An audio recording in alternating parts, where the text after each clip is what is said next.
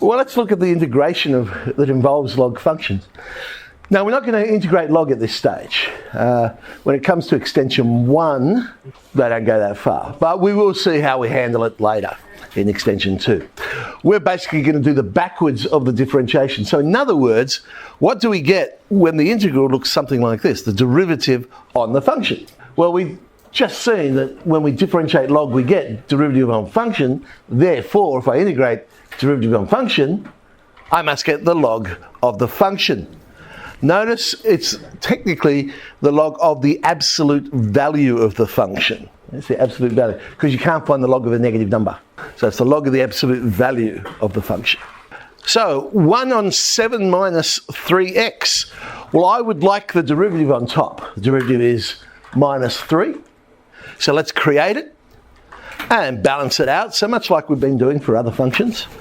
I now have the situation derivative on function, so it must be the log of the absolute value of 7 minus 3x. And of course times minus a third that we multiplied it by. dx on 8x plus 5, again we would like the derivative on top. Derivative is 8, balance it out, 1/8.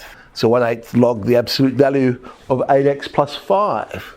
The derivative of x to the 6 plus 2 is 6x to the power of 5. So let's create that on top, balance it out, and we get the log of x to the 6 plus 2. Oh my gosh, where did my absolute value signs go? Why haven't I put absolute value signs there? It's always positive. Correct. X to the power of 6 plus 2 is always positive, so I don't need them. Mind you, it's not wrong to still put them. But 1 over 5x, here's an interesting one. Derivative on function. So I would like 5 on top. So balance it out, 1/5. We get 1/5 the log, the absolute value of 5x. But I could have done it a different way. I could factorise out the constant, 1/5, then I have derivative on function. So we get 1/5 the log of the absolute value of x plus constant. Now, this brings up an issue. Your answer might be different to the answer, but it doesn't necessarily make it wrong, because in fact, those two things are actually the same. The difference is the constant, because 1/5 log 5x, using the log laws, we could rewrite that as 1/5 log 5 plus 1/5 log x, and 1/5 log 5 is just a constant number. So the difference between two are actually the constants. So it doesn't matter which answer we have. Ooh, hang on a sec. How do I create the derivative on top here?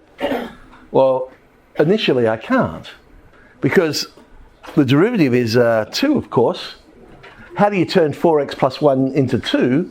Well, you can't. So if you have a fraction and you notice the order of the numerator is greater than or equal to the order of the denominator, so in this case it's the same, before you do the integration, do a polynomial division. Right? Now, if you don't see it straight away, okay, I could do an actual division there and work out what it's going to be, and it would become 2 minus 1 on 2x plus 1, and now we can integrate it. The 2 becomes 2x. Well, the second part there, that fraction, the derivative of 2x is 2, so I'd end up with half log of 2x plus 1. Oh, that's nice. It's already the derivative on top. That saves a bit of time. So we have the log of x squared plus 1. Once again, you notice I didn't bother with the absolute value on this one, because x squared plus 1 is always positive. Sub in 2, sub in 1, but then a bit of log laws. There we go, log of 5 on 2. Notice that point. Right?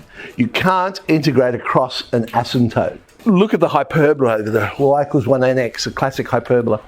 So if I said the integral from minus 1 to 1 of 1 on x, what would the answer be? Well, it's interesting actually, yeah. Is it 0 because we've got a symmetric shape? So we know the area above would be the same as the area below, all it being an undefined area. Or is it just simply we can't do it because of the discontinuity there? You can't integrate across an asymptote. So what answer would you put? 0 or no solution? I think I'd go for no solution as well, yeah. All right, here's one of these ones where they're giving us a bit of a hint. Differentiate x cubed log x and hence integrate x squared log x. So I'm thinking our derivative is somehow going to involve x squared log x. So let's differentiate. Write down the first diff the second, plus write down the second diff the first, and tidy up. So I now know that when I differentiate x cubed log x, I get x squared plus 3x squared log x. Therefore, when I integrate x squared plus 3x squared log x, I will get x cubed log x plus a constant. But remember, we can split our integral up. And I can think of this like an equation.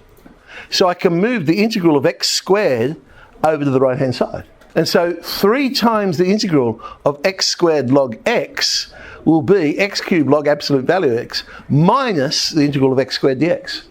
And the integral of x squared dx we can do, that'll be a 9th x cubed, and we have our answer. All right. Oh no, that's another 2. Does that make 5?